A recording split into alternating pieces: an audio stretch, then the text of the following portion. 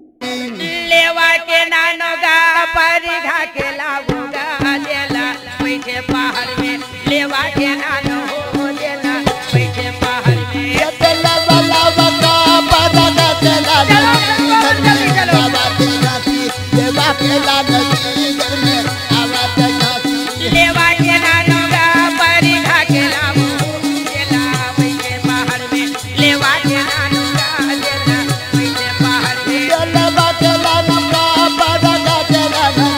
घर में लावाना खाती देवा के लाना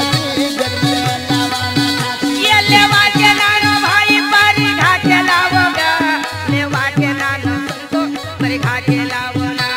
देवा के लाना भाई पदा के लाना चलो भैया, लाना भैया पदा के लाना लेवा के नानो भैया परिघा के लावो गा लेवा के नानो संतो परिघा के लावो देवा के लाना पदा के लाना भैया देवा के लाना पदा के लाना हाँ, लेवा के नानो गा परिघा के लावो गा देला बैठे हे बाबा लेवा के नानो हो देला बैठे हे देवा के लाना पदा के लाना घर में लाना देवा के लाना दादा आवाज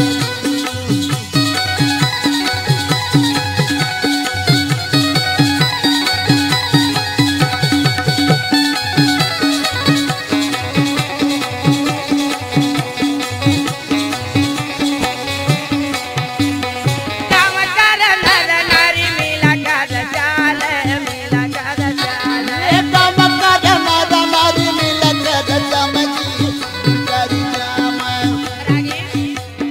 संत महान गिरौदपुरी के निवासी बन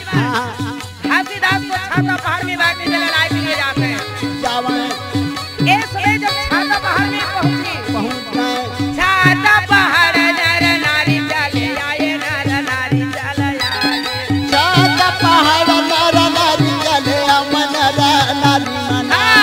नारा नारी आवे गा नारा नारी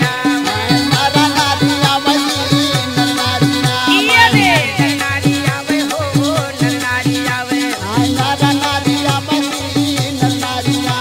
लेवा के नानो गा परिघा के लावो गा देला बैठे हे बाबा लेवा के नानो हो देला बैठे हे बाबा घर में लावा नाथी देवा के लाना